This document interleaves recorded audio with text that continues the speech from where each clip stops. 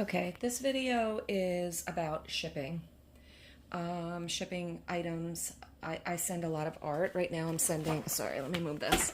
I'm sending out this bowl and I'm sending out this art. And this bowl, when I fit it like this into this box here, it's just, I keep boxes as I get them, you know, as I have things shipped to me, because they're free, obviously. But every single inch counts. I have a lot of room to spare here, and I don't really need that much space. So what I do is I go on and I start the label.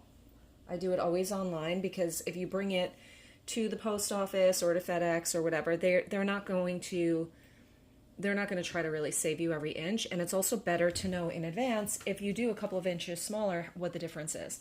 So I go online, I either do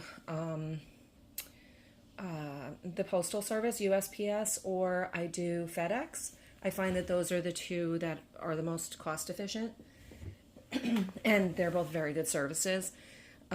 So pretty much when I went on, and the customer only paid $18, and this is actually going to cost more when it's all said and done. I didn't really, I have to say, like, I should have mapped this out a little bit better when I put it on. This has been on my, this is a beautiful, stunning bowl. Look at this. It's got like these lion heads here. It's silver plated, I believe, and mahogany. Beautiful. And it's all one piece, which is gorgeous. So someone paid, I think, $70 or $80 for this, and then they paid $18 in shipping. I got it for much less. So if I have to eat some of the shipping cost, I'm completely fine with that. It's not that bad for me. So anyway, so I went on, I made sure this fit into the box. I just placed it in there. And also you have to allow for paper. One good tip, I get this paper from Home Depot. And it's expensive. It's like $13. This is only 50 sheets, but they're big. They're 36 by 36. But Home Depot almost always has this on sale, because if you look, see how this is? It's all like beat up here. I don't care, because I'm going to be crunching it up anyway for the shipping. But once it gets like this, they usually have on an end cap a sale, a clearance section. So I always look for this. So instead of $13 and change for this was $1.90, and I got whatever they had there. They had like, I don't know, 5 rolls or something. So for the 5 rolls, it's still less than 1, which is great. So that's tip number 1. Always look for the clearance section in Home Depot. Let me move my slippers out of the way. They're all disgusting. Okay, so now what I do with this box, I went on and I checked. This was 18 high by 12 by 12. And like I said, every inch lowers the price. Every, pound lowers the price. So they go off of weight and size. And it's very expensive for shipping. When I put this up, it was probably like a year ago, honestly. It's been sitting there for a while. I remember I put it up over the holidays last year, so it's maybe like 9 months ago. And I think because I had so much on my Etsy, it kind of just got lost in the shuffle. And also, I'm noticing, because I live in New York, sometimes I see like what the trends are a little bit more in advance, and then it takes a little while, and then it'll sell to somebody somewhere else in the country. But also this painting. So right now, this like moody, like dark academia, moody, like almost like Harry Potter aesthetic is a big thing. Now, I've had this style with those descriptions up on my Etsy for like 2 years. So it's really kind of just becoming a bigger thing now. I think more people are purchasing paintings like this. This is a beautiful painting. I actually had this hanging in my house for a little while. It's not framed. It's not like, I mean, the condition's good, but it's an antique. This is really super old, and it's just stretched. It's not in a frame or anything, but if that's framed, it'll be beautiful if someone can get like a nice antique frame. So anyway, so back to this. So when I place this in the box, I could see I have like inches to spare. So what I do is, if it's going to be $18, which they paid, I just keep it like this. I don't cut the box or anything. I'm not trying to make money from shipping, you know. But this in particular, this was, I had room to spare and it was expensive. So the first time I put it in with these measurements, it was $26 for both UPS or, I'm not UPS, FedEx or USPS, postal, you know, post office. And then I figured how much could I actually cut off of here. Let's see, this is how it would be. How much can I take off to save some money? So when I take off 4 inches, it's $21. So that's $5 difference. I mean, I don't mind paying $3 extra, like, for the person, but I don't want to pay, and I know it's kind of silly. It's not that big of a difference, but it was, wait, I'm sorry, hold on. It would have been $8 that I had to pay. So now that's coming off the price of this, and it's making it, instead of, I forget, I think it was $80. So instead of 80, it's now 72, plus the Etsy fee, plus this and that. And then it starts to be like, you know, too much. So anyway, so this is what I do. So I lowered it 4 inches to 14. And what I do is I take one of these. You can just take any straight thing. It doesn't have to be this kind of a, what are these called? T-square, I think. But I like these because I can put it on the side of the box and it will keep it straight for me. So what I did was I measured 14 and I just put a little pencil mark, and I do it along a few times along to keep the line straight. And then I go on the side with the same thing and I line it up with the pencil marks.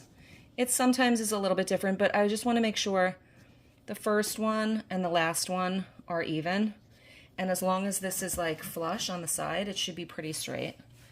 And then I take, you don't want to take a knife or anything too sharp. You don't want to cut through the cardboard, but what you want to do is score it a little so that you're able to bend it over later. So I take it and I just, and I do it a couple of times. I take a screwdriver because it's not so sharp. I've already done this. And you can see, if you look really close, see that? And it's right around where it should be. And I go around to each side and I do that. Each side, same thing. I already did this. You can see the score mark there. And it's just so that when I'm, see that mark right there? Going along. And it just makes it so that when I bend it, so you see they have these fold marks here. I'm trying to just create the same thing. And then what I'm going to do is cut down to the pencil mark on every corner. And I'm just going to bend it over and cut the excess. And that's it. And then I'll have a box, a custom box, for free. So I'll show you when I'm done how it looks. Actually, you know what? While I'm here, let me just cut the first one for you to see. I'll just take these. These happen to be near me. Not the perfect scissors, but they're pretty strong. So what I'm gonna do is just hold it down. One-handed is not my ideal situation, but I'm just gonna cut. This is a very strong box. Ooh. These scissors are actually not that strong. I'm gonna cut right to the score mark. Same thing on this side. Pull this out.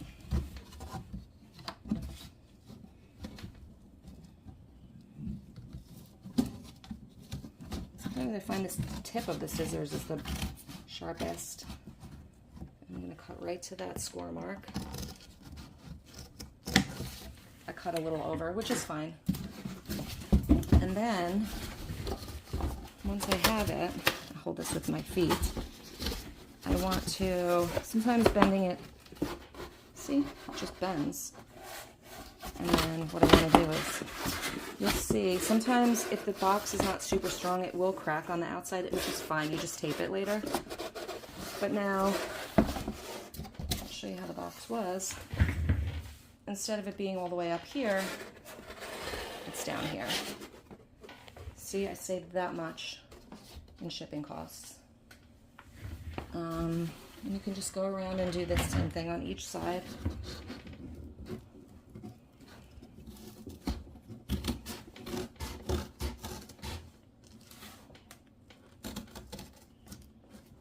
Oop, I went a little, it's a little hard to do this with one hand, but you guys get my gist.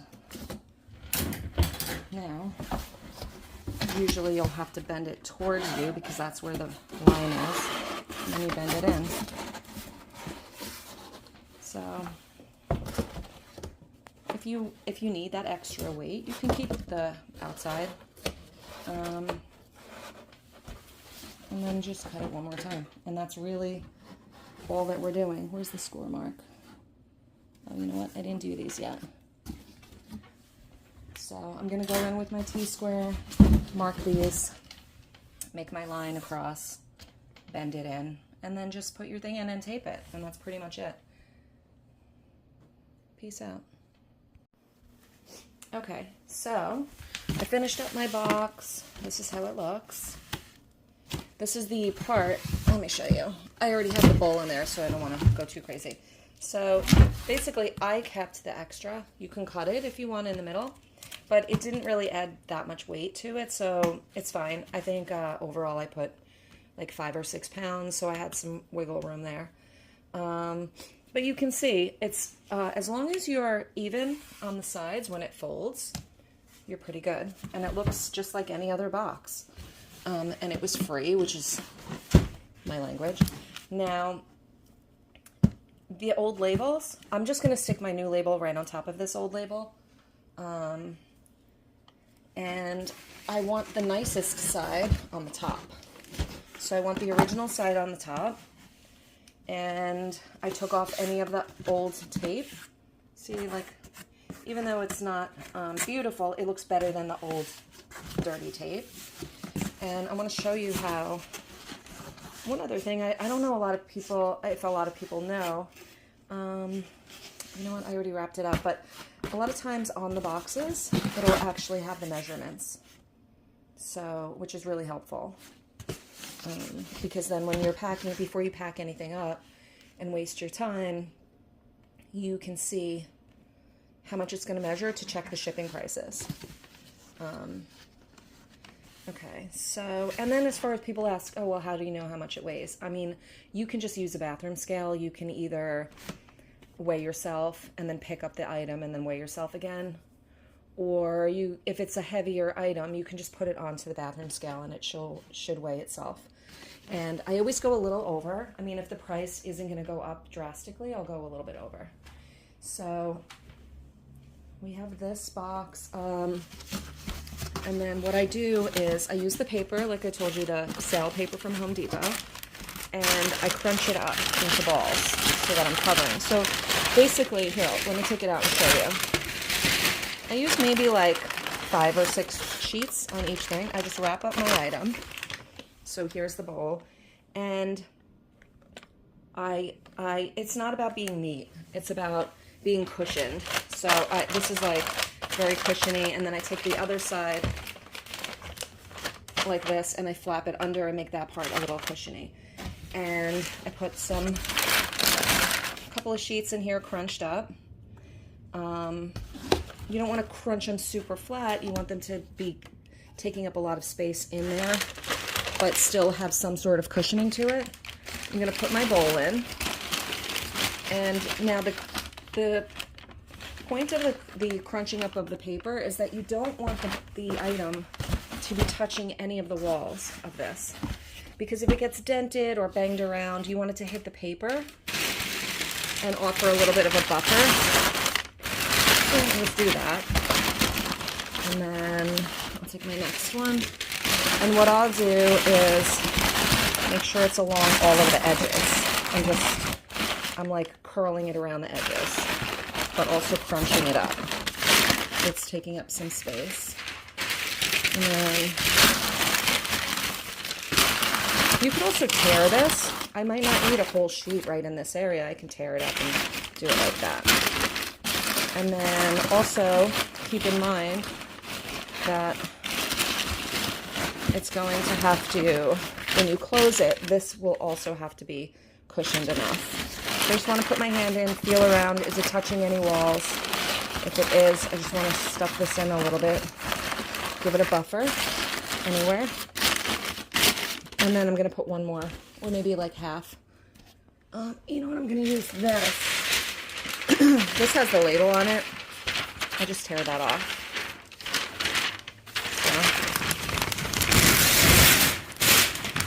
So, I just tear off the part with the label. It doesn't look good. You don't want to send that in. And this is just going to go right on the top. And luckily, this is a pretty sturdy box. So, you see you have the ugly side? I put that side in. That's where the tape used to be. And then I'm going to tape it. It's going to get taped. I'm going to put my label right here. And that's it. And this is going nowhere. I mean, if you shake it around, I can knock this around. I can shake it. Once it's closed up, it's packed in and it's soft. Nothing is scratching it or anything like that. Now for my other piece here.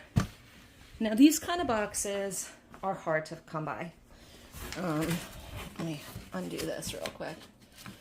I need a scissor. Where's my scissor at? Oh, right here. All right, so these boxes I do actually purchase because I do sell a lot of art. And art's very important to pack correctly. I sell a lot of art prints and they have glass. So I do get these boxes because firstly, they're very sturdy. I get these boxes. I think they're not cheap. That's the thing. Buying boxes is not cheap. And these are very big, so they're expensive to ship too. So I buy 36 by 24. I find a lot of the art that I purchase is no bigger than like 32. I have sent humongous pieces of art. And I would send those in a TV box. I would look in, when you have recycling in the neighborhood, you go and you look around for TV boxes. They have the styrofoam inside and everything that helps to just pack everything. But these I like because they're not super tall. They're only 6 inches. This one is 36 this way by 24 that way and 6 inches tall. And I actually could have cut this down a little bit, but when I priced it out, so interestingly, this one is, let's see, how much was it? This one is about the same price to ship as this one. And I don't know why, but for a lot of, for some reason, sometimes bigger boxes are cheaper. I have no idea why, but it's true. So you always have to just double check, is it worth taking a couple of inches off for something like this? Because this was, I think it's because it's such an odd shape and size, is why it's the same price as this. This is like how you buy the box. So it's like I guess what do you call that? Like a standard price that they have for it. I'm guessing, again, I don't know. So anyway, with art, what I do is, same thing. Let me just bend this back. I wrap it up. Here we are with it wrapped up in the paper too, same thing. I write on it, do not cut, because the last thing you want is someone take a knife, cut into it, and they think it's cushioned inside. I do not do any cushion inside. I don't want anything really rubbing against the actual art. But I crunch up paper so that this is not going to be touching any part of the box. And then I'm going to crunch up some more paper for the top. Sorry to be loud. So I crunch it up, but I don't, like I said, I just don't want it to be flat, and then I put it all along the edge. I'm trying to stretch out as much paper as I can, because this is a big box. Put it on the edge. Basically what you're going for is that when you close this, it's so packed in that, but like lightly, you know, it's kind of, it's just not going to be moving around, but it will, it won't be moving around at all, and it'll be cushioned, and nothing's touching the art. None of the cardboard is touching the art. And that's really it. So I'm going to continue doing this. The goal is to, when you close it up and you kind of shake it around, you can feel it's not going anywhere. You know, it's not really going to go anywhere. And also that if somebody stood on this, what would happen? You have to imagine these things. I also put fragile stickers. So some of the things that I've invested in as far as shipping are the T-square I showed you, which I got, I think, from an estate sale as a part of a bundle of some other things. Boxes sometimes, but hopefully you can get them for free. The paper, which I get on sale. You need rolls of tape, and you need good tape. Don't go to the dollar store and get tape. You'll hate yourself because you'll roll it out and it'll just keep peeling off. I get decent tape, and if you tape smartly, don't over tape either. It looks like shit. I tape one across this seam, sometimes two. It depends how heavy the item is. I do one here, and I do one on the side and one on the other side, and that's it. And then when I put the label, I put it across here. And then I also write "do not cut" on the box. And I mean, it's not that hard to just peel the tape up for the person. Okay, so other things I've invested in. You'll need scissors. You'll need scissors, some kind of straight edge thing. It could be a T-square or a regular ruler or just anything that you know that is a straight, hard edge. You'll need tape, good tape, a tape gun. You don't need a tape gun, but it's definitely easier if you have a tape gun, a good one. And these are things you invest in, and if you're selling things online and you have a business, you can do it as a tax write-off. You're going to need fragile stickers. This is great because this says fragile already. So when I turn that over, it already says fragile, which is nice. Yeah, I mean, really, that's it. Like a printer, but you don't even necessarily need a printer, because if I ship, let's see, if I ship certain places, I don't know. Yeah, I think even USPS, like I think they all have where you can get the code online and they scan it in, the QR code, and then they scan it in and then a sticker prints out. But that means you have to actually go to the desk and, you know, and have that done. But that's really it. I mean, it took me a long time when I first started selling things to figure out like what's the best way to ship, because it's expensive. It's expensive and it's a pain in the neck. So I would buy things I liked. I would buy this heavy art with glass frames, and I mean, there have been a few that broke. I'm not going to lie to you. You have to ship correctly, and you have to ship, for example, if this was a glass frame, what I would do, you know, you get those free boxes from the post office, like for priority mail. I keep them flat, and I lay them on the top and the bottom. And sometimes I'll even assemble the small boxes and put them on, you know, on the sides as a cushion. They're free, you know. So that's another way that you can cut costs and have it nice and strong. And that's it. I'm probably not going to show you when they're all put together because I'll have the labels on and I don't really want people's addresses on there. But you get the idea. All I'm doing now is just taping it. What I do in here, I put a card, I put some of my stickers for my business inside the envelope. And also for this, I'm going to put some command strips in there for them just to hang it because it's not framed. I use those like sticky ones that have the Velcro. I'll put a couple of those in the envelope and just thank them for the order, because without them ordering, there's nothing, you know, you want them to come back.